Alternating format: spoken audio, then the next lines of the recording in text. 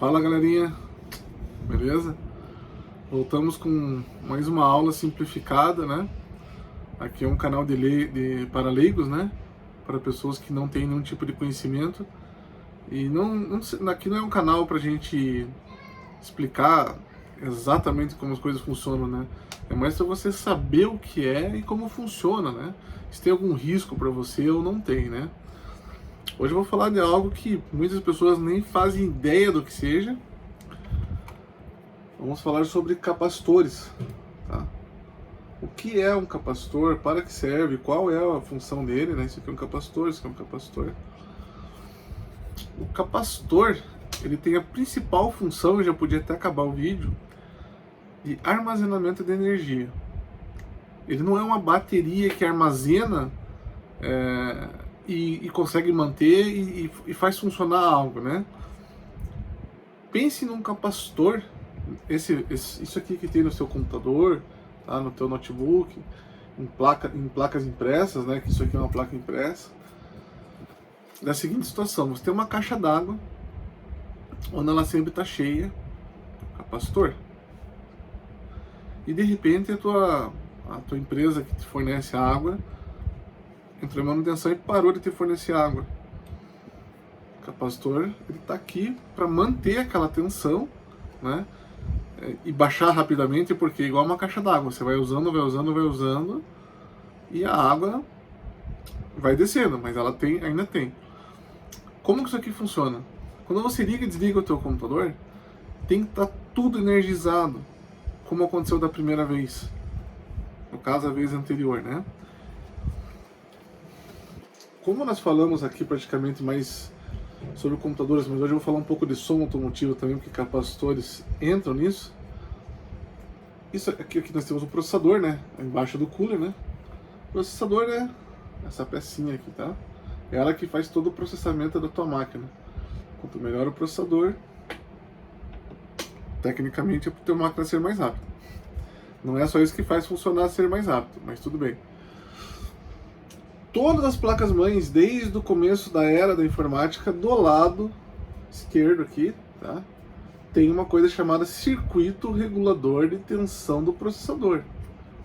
Como o nome já diz, ele tem a função de fazer a estabilização das tensões do processador e outros componentes. Então vocês vejam, até eu peguei essa placa-mãe aqui para vocês verem. A câmera vai conseguir focar. Vocês estão vendo que ela está estufada? Ela não está plano. Ela está estufada. Esse aqui está certinho, esse aqui está estufado. Todos os capacitores têm a sua potência e a sua voltagem. Ou seja, quanto ele consegue armazenar e quanto ele consegue enviar. Todos os capacitores eles têm positivo e têm negativo. Por onde entra, por onde sai. Neste caso aqui, é uma placa-mãe bem antiga, né? Então esses dias eu fui ligá-la e simplesmente explodiu, né? Então, ou pelo capacitor, a sua vida útil dele, a capacitância que ele poderia gerar, o acúmulo de energia que ele conseguia fazer para energizar a placa-mãe, se esvaziou, ou então, eu ainda não testei ainda, a fonte está ali guardada, se a fonte mandou uma voltagem errada. Essa é a função do capacitor. Tá? Então, teoricamente falando, capacitores são isso aqui. Eles podem gerar curto, eles podem gerar um choque elétrico? Podem. Por exemplo, essa placa-mãe aqui já faz 3 meses que está desligada. Então não tem nenhum perigo. Eu posso tocar aqui atrás sem nenhum tipo de problema, de risco? Posso. Porque não tem mais como estar energizado. Antigamente, quando nós tínhamos televisões de tubo, tipo essa Sony que está aqui era que a gente utilizava, quando você ia fazer manutenções, deu problema, era no mínimo, dependendo se você fosse mexer no tubo dela, 8 dias para fazer todo o descarregamento. Não tinha como você fazer isso de uma maneira mais eficiente. Hoje em dia está tudo mais fácil, né? Então, o capacitor, esse aqui, né, ele se descarrega ou por tempo, né, ao mesmo tempo ele vai diminuindo a sua tensão, Ou então a gente coloca um resistor no positivo e no negativo e ele automaticamente vai cair na tensão, até ficar no zero, né? Todos os capacitores, geralmente de placas-mães, ele é medido por uma sigla chamada farad. Quantos farad ele tem, ou microfarad, e a voltagem. Então isso que vai fazer o capacitor fazer a função dele, de entrada e saída, proteção, e é claro, novamente, ele não é uma bateria que se acabar a tua energia você vai continuar ligado e ele vai continuar funcionando. Não é isso. Mas vocês percebam que quando acaba a tua luz, isso funciona quando acaba a luz, não quando você desliga o computador, né? Acabou a luz, ele dá uma piscadinha ainda e depois ele gradativamente ele vai caindo. Por quê? Porque os capacitores eles estão continuando mandando energia para a placa-mãe ainda. Questão de segundos. Eles continuam armazenando, eles continuam com armazenamento de energia, só que não é suficiente para algo funcionar. Muitas lâmpadas funcionam assim também, em questão de esquema elétrico. Você tem um foco, daí você tem uma bateria para fazer funcionar, tirou a bateria, para de funcionar. Se você botar um capacitor, ele vai continuar funcionando.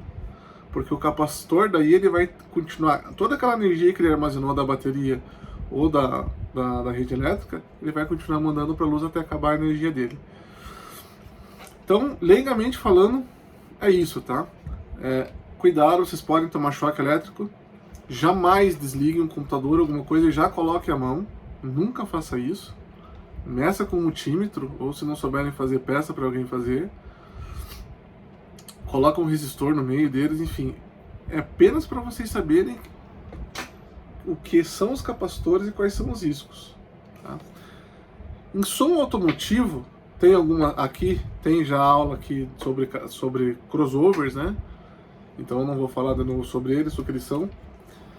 Os capacitores em videogame também tem isso aí nos antigos, especialmente nos antigos. Hoje em dia nem tem muito essa função. Eles fazem filtragens de som e vídeo para deixar a imagem melhor e o som melhor também. Então você já deve ter ouvido, se você abrir um crossover dos alto-falantes, né, para um kit 2 vias, 3 vias, você vai verificar que dentro dele o que mais tem são capacitores, junto com indutores e um conjunto que tem da placa elétrica. Ela vai fazer a função do quê? De pegar os teus alto-falantes e dizer para o alto-falante de onde até onde ele tem que tocar, qual frequência ele vai começar e qual vai terminar. E vai fazer a frequência e corte de áudio. Para você não deixar o teu Twitter queimar, o teu médio queimar. Enfim, e dentro dos amplificadores do rádio também tem tudo para fazer filtragem elétrica e do som. Então é isso, galera. Eu sei que não é um vídeo extremamente completo e complexo, mas eu prefiro fazer um vídeo desse onde as pessoas vão compreender, porque se eu ficar falando sobre tensões e tudo que envolve a parte elétrica, muitos não vão compreender e vai piorar a situação. Eu acho que um vídeo desse aqui já fica suficiente para qualquer um entender que dentro do seu computador, do seu notebook e de outros equipamentos, micro-ondas tem, geradores de energia tem, ar-condicionados tem, tudo para manter tensões, né? Esse aqui eu falei em casos de placa-mãe.